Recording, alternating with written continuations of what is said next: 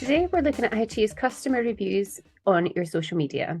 This is iKiller. They're a digital marketing agency, and they are based over in Bangor. And what they use social media for, obviously, is to show off, like their customers and the kind of work that they do, to entice more people, obviously, to enlist their services.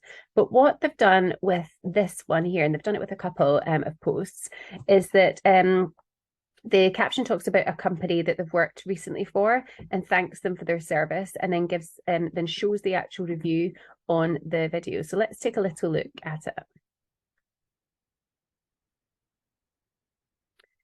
So what you'll see is a little image that shows here. I'll pause it for a second. So it shows iKiller deliver visionary design, technical competence, SEO expertise, and excellent project management to create best of breeds websites. You can see here they've actually shown the website there, and they've gone into a lot of detail with the gorgeous video in the background. They've done it really branded, but also shows off their customer as well. And as you can see, the team are very proud to receive some great feedback from Global Travel Brand. They've tagged them in.